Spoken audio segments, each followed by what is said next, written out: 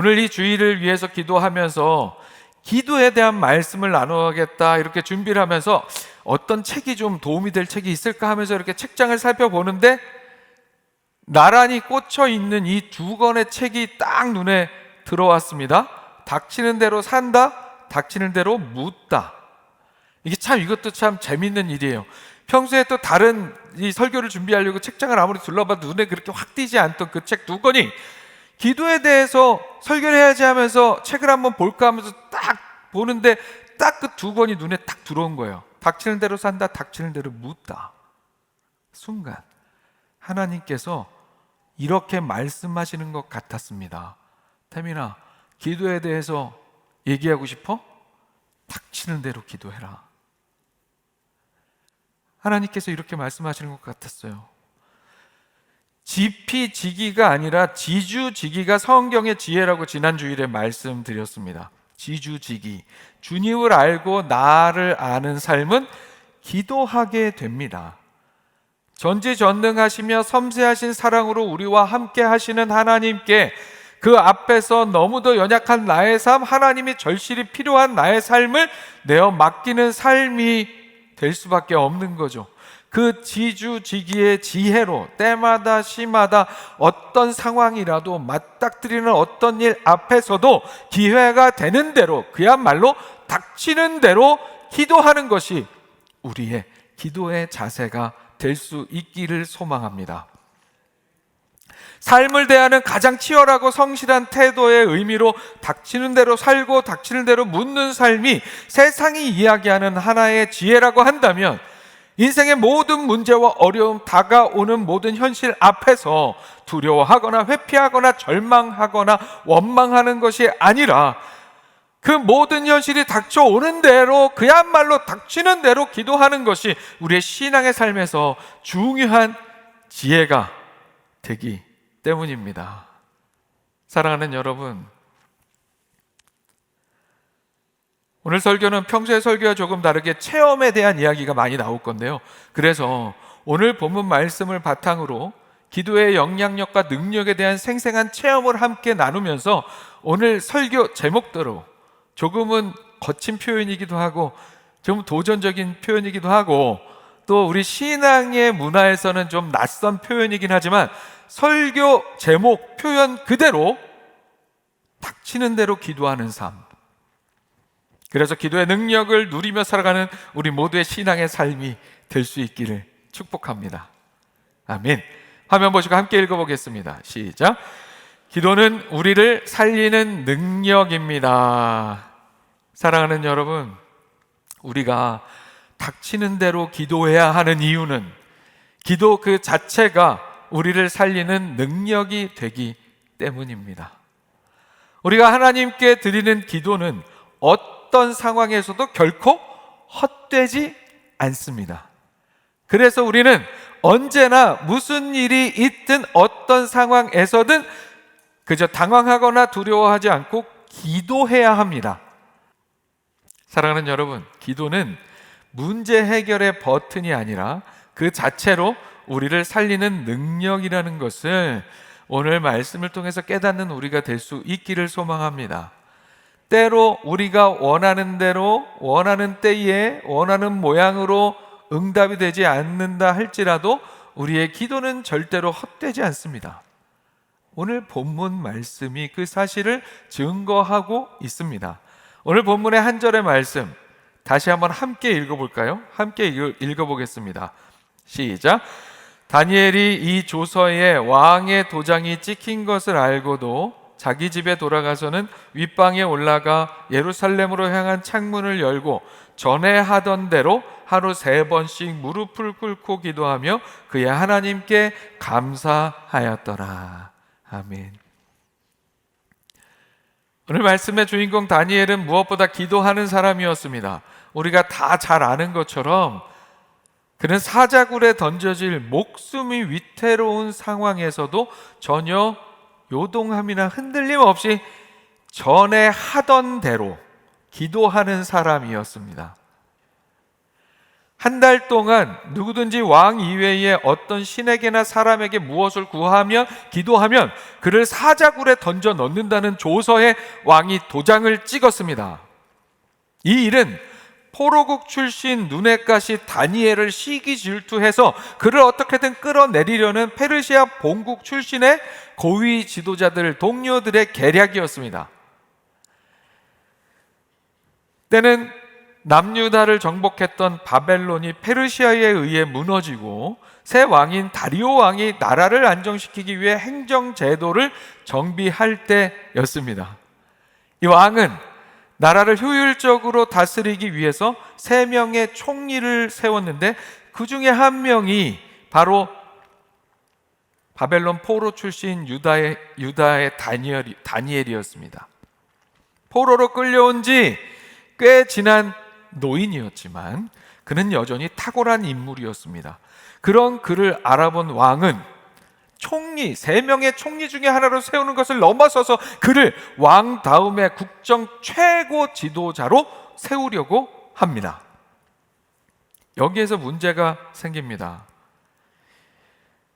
다니엘과 함께 나라를 다스리던 총리들과 고관들의 이미 많이 쌓여 있었던 다니엘을 향한 시기 질투가 절정에 달하면서 정말 어떻게든 다니엘을 끌어내릴 방법을 이 사람들이 찾게 됩니다. 그래서 탈탈 텁니다. 탈탈 털어요. 그런데 그렇게 해봐도 뭐 하나 걸리는 일이 없었습니다. 뭐 하나 쬐끔한 거라도 걸리면 이거로 빌미삼아 끌어내리자 했는데 아무리 털어도 먼지 하나 나오지 않는 정직하고 바른 사람이 다니엘이었습니다.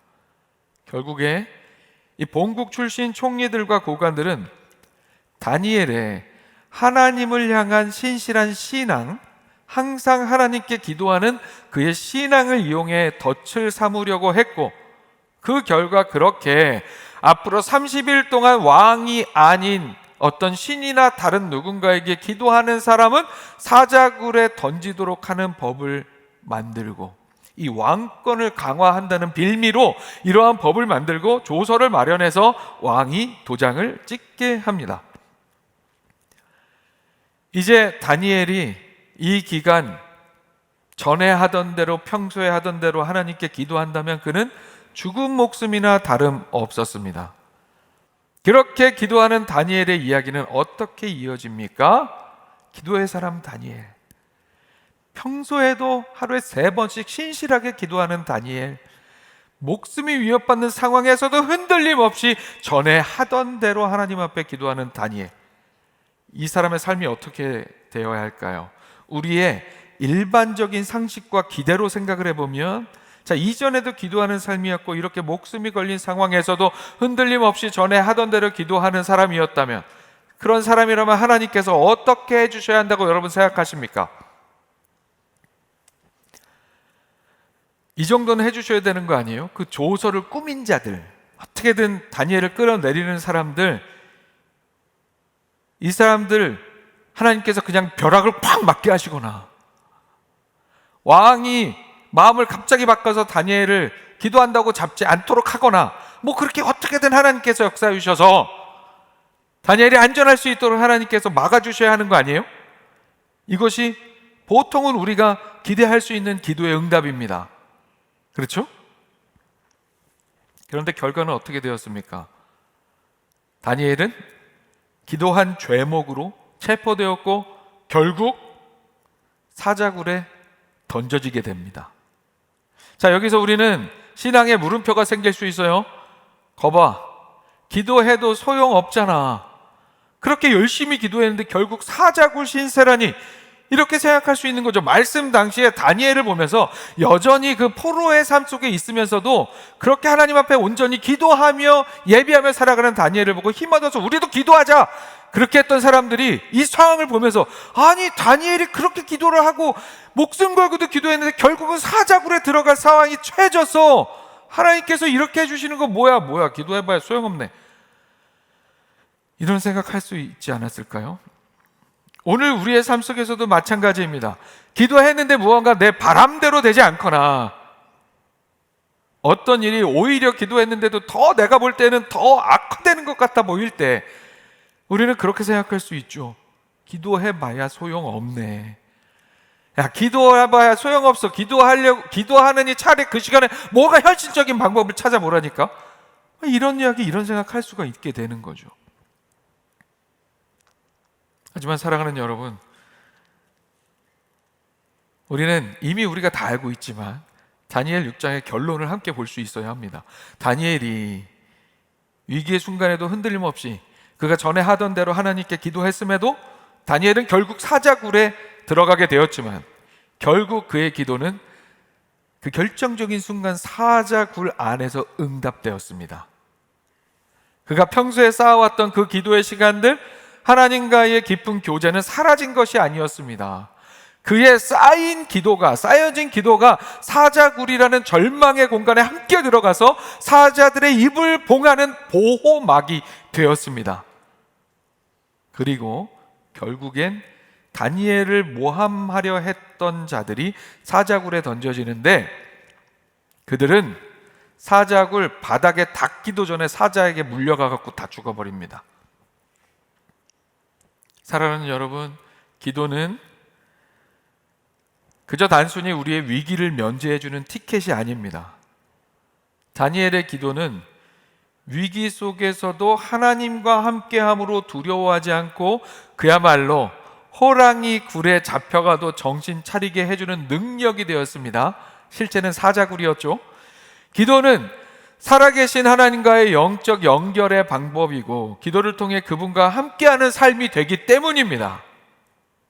또한 기도는 우리의 기대와 바람을 넘어서는 하나님의 방법으로 우리를 털끝 하나 상하지 않게 감싸 안는 영적인 에어백이 되어줍니다. 왜 그렇습니까? 왜 그런 역사가, 그런 능력이 이루어집니까? 겉으로 보여지는 현실은 고관들과 왕, 법과 제국이 어떤 역사를 다 움직이는 것처럼 보여도 실제 역사를 주관하시고 다스리시며 역사의 방향을 바꾸시는 분은 그들이 아니라 바로 다니엘의 기도를 들으시는 하나님이시기 때문입니다. 오늘 우리의 삶이 세상의 여러 가지 일들, 세상의 어떤 권력자들, 세상의 어떤 힘들, 어떤 세상의 어떤 그런 여건들로 인해서 내 삶이 움직여지고 다스려지고 그렇게 나를 힘들게 하고 어렵게 하는 그런 사람들이 뭔가 주권을 쥐고 있는 것처럼 보일지라도 진정으로 우리의 삶의 역사를 이루시는 분은 오늘 우리의 기도를 들으시는 하나님이십니다.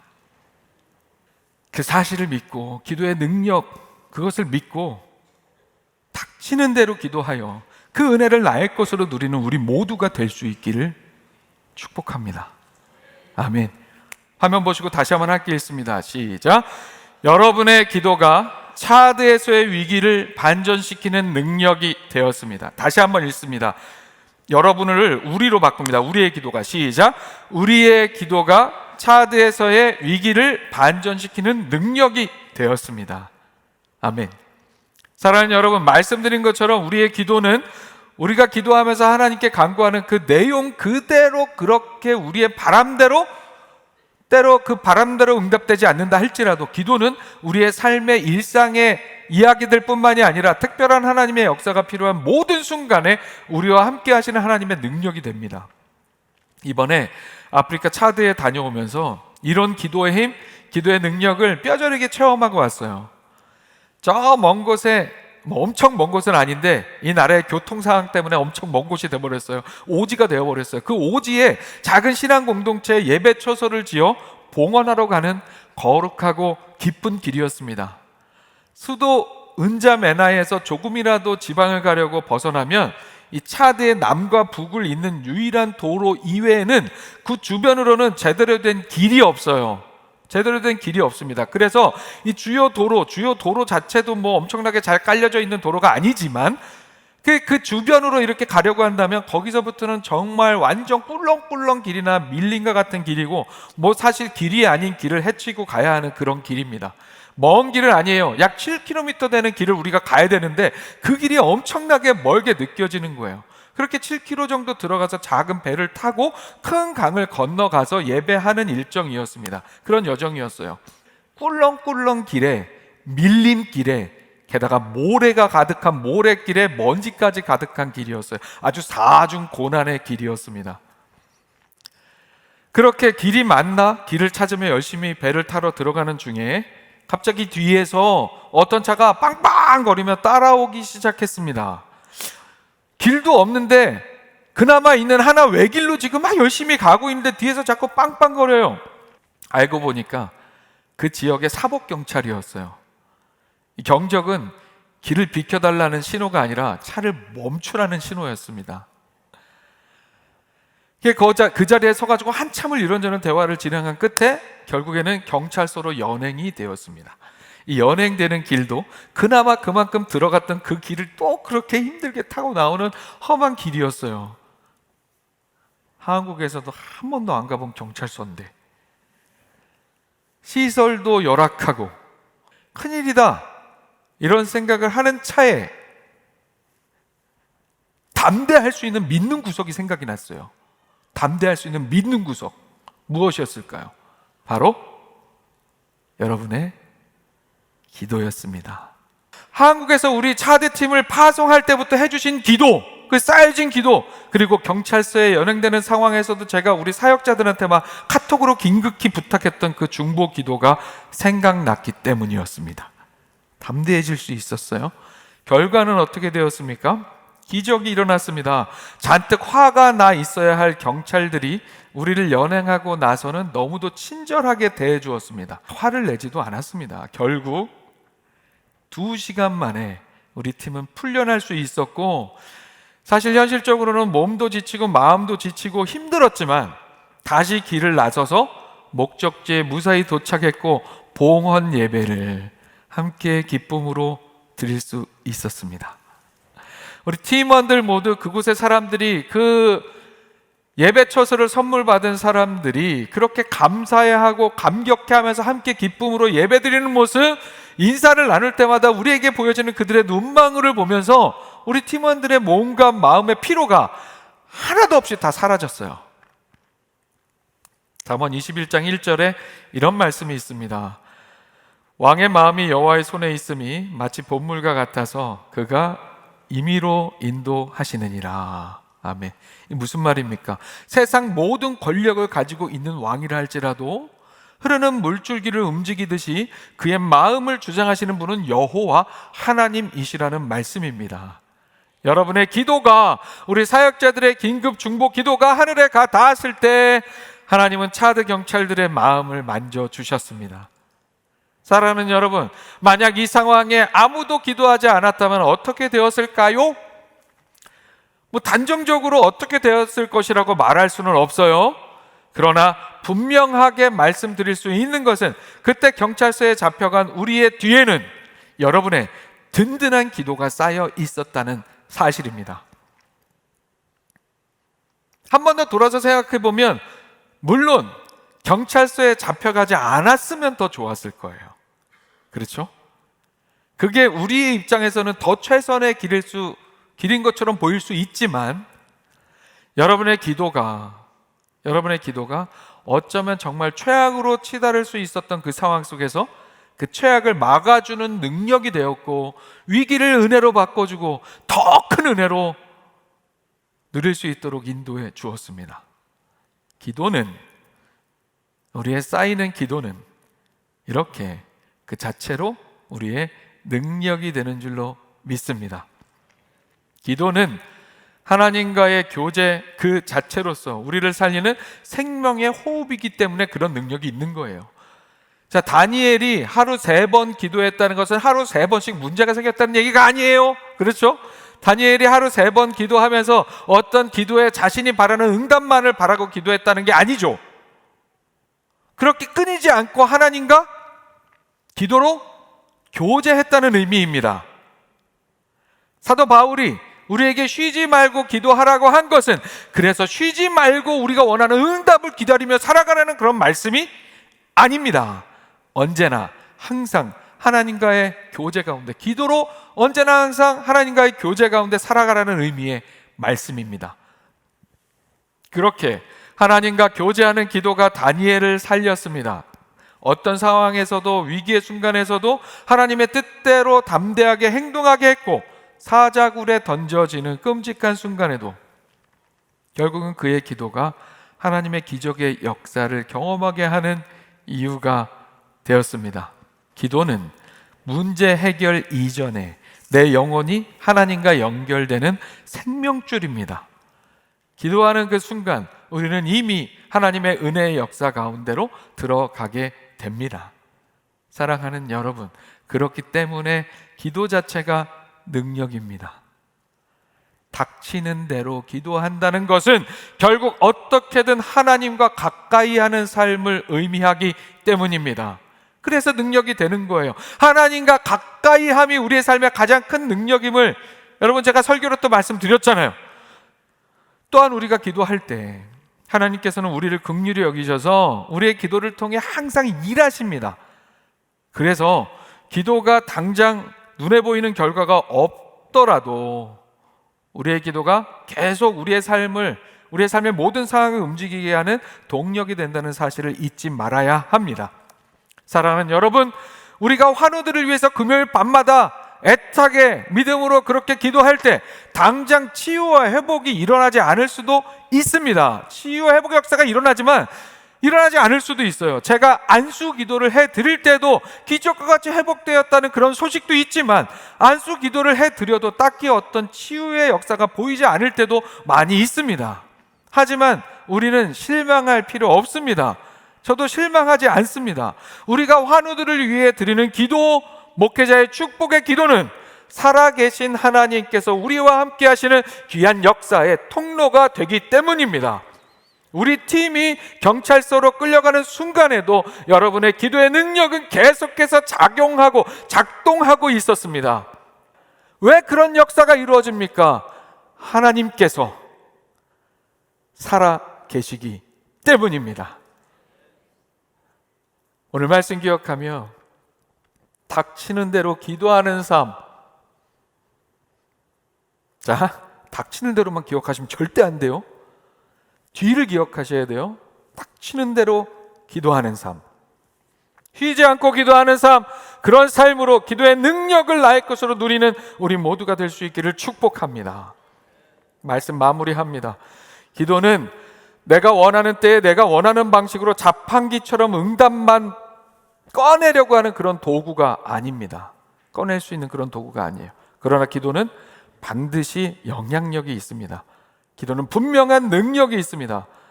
다니엘을 사자굴에서 건져낸 그 기도의 능력이 차드 경찰의 마음을 녹였던 그 기도의 능력이 지금도 동일하게 역사하는 줄로 믿습니다. 그러므로 여러분, 기도가 필요한 일이 있을 때 주저하지 마시기 바랍니다. 여러분, 기도한다고 뭐가 달라지겠어요? 목사님한테 안수기도 받는다고 뭐가 달라지겠어? 하는 그런 불신은 이제 다 내어 버리세요. 몸이 아프십니까? 마음이 무너지십니까? 인생이 정말 억울한 사자굴 앞에 갇힐 것 같은 상황이 있으십니까? 기도를 부탁하세요. 그리고 함께 무릎으로 나아갑시다. 왜 아멘이 없으세요? 함께 무릎으로 나아갑시다. 우리가 함께 기도할 때 당장 사자굴이 내 앞에서 사라지지 않을 수도 있어요. 당장 병이 씻은 듯이 낫지 않을 수도 있어요. 하지만 하나님께서 그 쌓인 기도를 통해 그렇게 하나님 앞에 어떻게든 가까이 다가오려는 그 귀한 마음과 믿음을 통해 사자의 입을 막으시고 권세자의 마음을 돌리시며 우리를 어렵게 하는 모든 삶을 우리 손에 붙이셔서 우리를 가장 선한 길로 인도해 주실 것을 확신합니다. 그 기도의 능력을 믿고 다시 무릎으로 나아가 승리하는 우리 모두의 신앙의 삶이 되기를 주님의 이름으로 축원합니다.